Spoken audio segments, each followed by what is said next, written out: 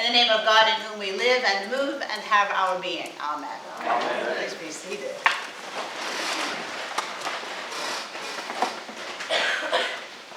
At first glance, today's gospel reading seems to be a rather strange story about an exorcism. Even setting aside the fact that since I was a little girl, I've always felt really bad for the pigs that ran off the cliff into the sea. This is a really strange story. Jesus encounters a man who is said to be possessed by not one, but many demons. In fact, there are so many of them that even their name is plural. "What is your name?" Jesus asks. "Legion," they reply. To the reader of our time, this might sound like the lead into a grade B horror movie. Because we're much too smart and advanced to believe in all that crazy stuff. We know better, or at least we think we do. But truth be told, we do read these stories with a much more critical eye than did our first century counterparts. Mostly because their knowledge of medicine and psychology were not quite as advanced as ours are today. Many of the gospel stories about the people that Jesus healed are framed as exorcisms.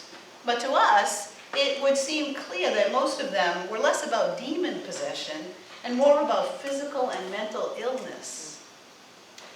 In any case, the bottom line is that Jesus performed miracles by healing people who were otherwise hopelessly bound by physical and mental illnesses, by fear and grief, and even sometimes by death.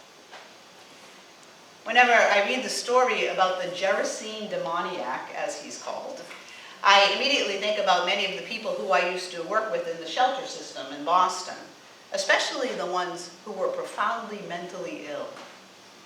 Because as a result of their untreated mental illness, many people often refuse to wear clothes, or at least they refuse to wear all their clothes, even in January or February in Boston. Many of them would yell and scream for no reason, having loud verbal altercations with the voices that rang out incessantly inside their own heads. Many of them were extremely self-destructive. They would frequently hurt themselves by cutting or bruising or throwing themselves around. They were some of the most tortured people I've ever come across. Most of their unbridled substance abuse was a vain attempt to self-medicate the unbearable and painful symptoms that they experienced as a result of their profound mental illness. But the connection between the man in today's gospel story and my clients and patients in the shelter system goes even deeper than the similarities of the symptoms that they shared. As a person of faith, I've frequently been asked if I believe in miracles. And in the past, I think I've launched into long, boring theological treatises on the issue. But now, and lately, my answer has become much more succinct and simple and real. Because it's the same answer that I give people when they ask me if I believe in God. To that question, I usually say, no, I don't believe in God. I know God. So when people ask me if I believe in miracles, I usually say, no, I don't believe in miracles. I know miracles.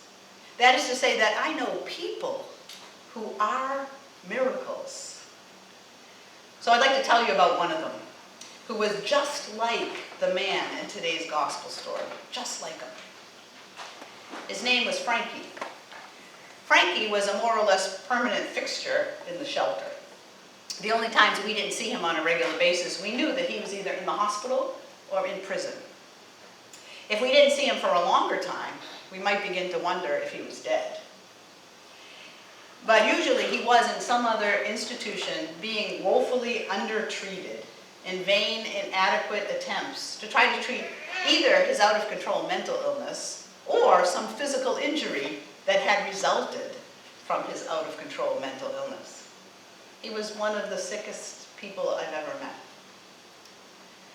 Like many homeless people, he was profoundly mentally ill, and he had been for his entire life.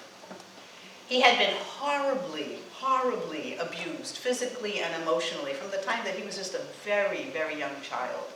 He was chronically institutionalized. going back and forth between shelter and hospital and prison. He was duly diagnosed, which means that he had mental illness, in his case it was paranoid schizophrenia, and substance abuse issues. And his substance abuse was nothing more than a sad attempt to self-medicate his severe mental illness. Frankie had all of the same behaviors as the Gerasene man in today's gospel reading, who lived among the tombs. He was homeless too. Frankie was often in various stages of undress. He would frequently yell and scream for no reason, and at no one that anyone else could see or hear. He was very self-destructive, and he had many self-harming routines that included cutting himself and hitting himself, or throwing himself on the floor, or sometimes even down the stairs. As you might imagine, he was a frequent visitor to our little health clinic in the shelter. Though he didn't usually come in of his own accord, he was dragged in, kicking and screaming by the staff. He was always filthy and smelly and covered with drool and feces and urine and vomit. And he was utterly out of control all the time. It was easy to understand why Frankie didn't have many friends, even among the shelter guests. He looked like a pretty scary guy. If you saw him on the street, you'd run. The only one that Frankie was likely to hurt was Frankie. Poor, sad, crazy Frankie. And then one day we noticed that Frankie hadn't been around for a while, for a long while, for a really long while, longer than ever before. And as the months and even a couple of years went by, longer than ever before, we all just naturally assumed that poor Frankie had finally met some unfortunate and untimely end. At least, we figured, his tortured life was over, and maybe even he could find some peace. But then one day, there was a knock on the clinic door. So I opened it, and there stood a man who looked just a little bit, mind you, like Frankie. But this man was clean and clothed and in his right mind. His eyes were clear, his face was gentle, and his voice was soft. He was well-dressed and well-spoken. His eyes immediately met mine as I opened the door. At first I thought that it might be a relative, maybe even a brother, of the man who we had known as Frankie. And then he spoke, and as soon as I heard his voice, I knew who he was. Good afternoon, Vicki. He even remembered my name. I don't know if you remember me or not, he said. My name is Frankie. I can't even imagine what my face must have looked like in that moment. Can't even imagine.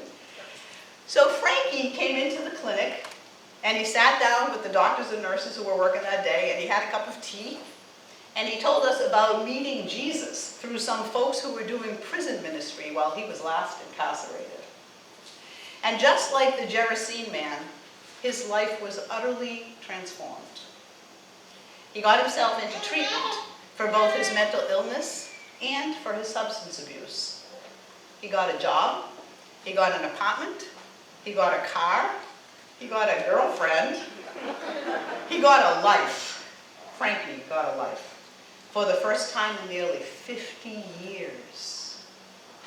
And he liked it. I know about miracles because I know people like Frankie. I know lots of people like Frankie because, truth be told, we're all like Frankie. As human beings, we are all broken. It's just that some of us know it and some of us don't. I think that's why those townspeople in the gospel story were so afraid. They were so afraid they actually asked Jesus to leave. They asked him to leave town. They were terrified. Isn't it fascinating that they were never afraid of this poor man while he was running around in the tombs, screaming and yelling and hurting himself and taking his clothes off? They weren't afraid then. They were never afraid of him until they saw him looking normal. until they realized that he was actually just like them. Just like them. And his life had been transformed by Jesus Christ. That's one of the really weird things, I think, about miracles. Coming face to face with a miracle is the same thing as coming face to face with God. It has to change you.